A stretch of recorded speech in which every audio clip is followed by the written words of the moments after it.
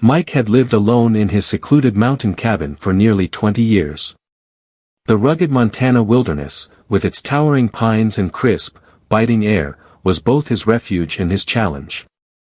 Over the years, he had learned to live by the unspoken rules of nature: observe, respect, and never interfere. But on one merciless winter night, those rules would be tested in a way he never expected.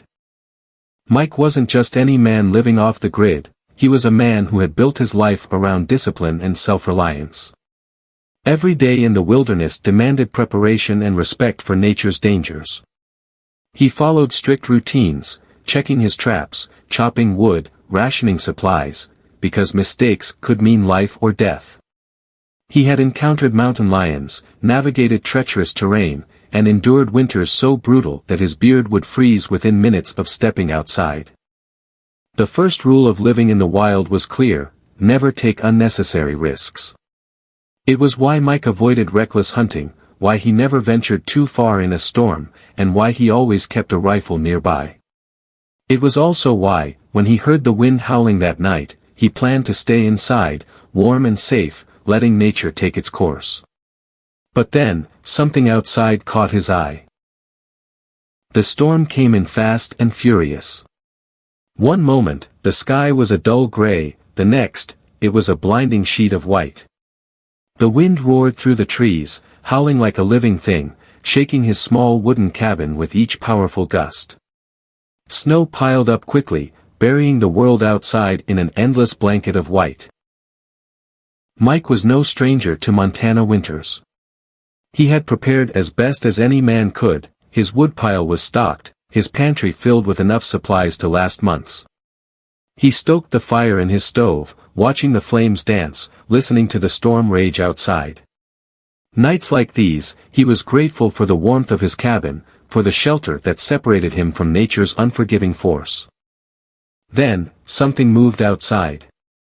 At first, he thought it was a shadow cast by the swaying trees, but as he peered through the frost-covered window, he saw it again. A dark shape, shifting in the snow, struggling forward. His first instinct was caution.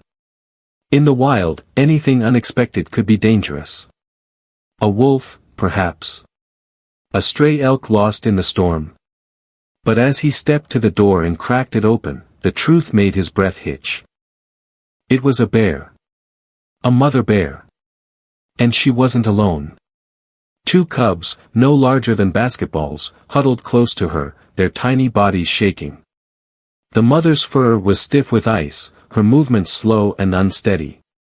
Mike had seen enough winters to know the signs: they were starving. And in a storm like this, they wouldn't last the night.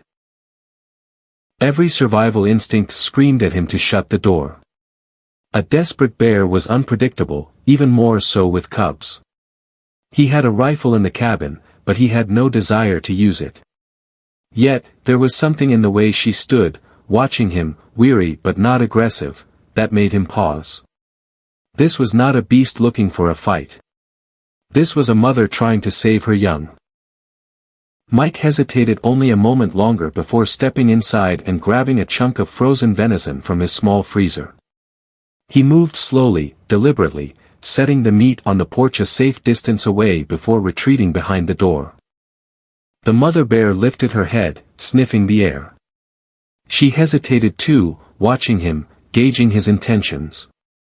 Then, as if understanding his offering, she nudged her cubs forward. They devoured the food in minutes. Mike stood inside, watching through the window as the mother bear lay down near the porch, curling her body around her cubs. The wind still howled, snow still fell in thick sheets, but she did not leave. Neither did Mike. He kept the wood stove burning through the night, knowing the heat would barely reach them, but hoping it might make some difference. He barely slept, his old rifle within arm's reach, just in case. But something inside him told him he wouldn't need it. Morning came slowly, the blizzard's fury finally quieting. When Mike stepped onto the porch, he expected them to be gone, but there she was, standing now, stronger than before. The cubs, nestled close, looked up at him.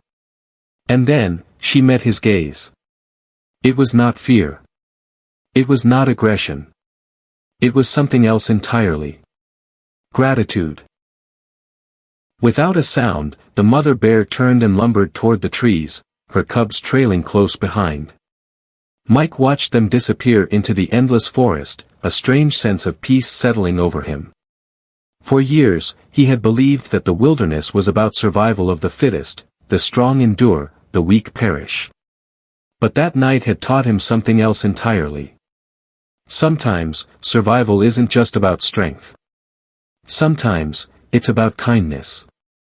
In a world that often feels as cold and relentless as a Montana winter, small acts of compassion, whether toward a struggling neighbor, a lost soul, or even a mother bear in need, can change everything. Because when we choose kindness, we don't just change someone else's story. We change our own.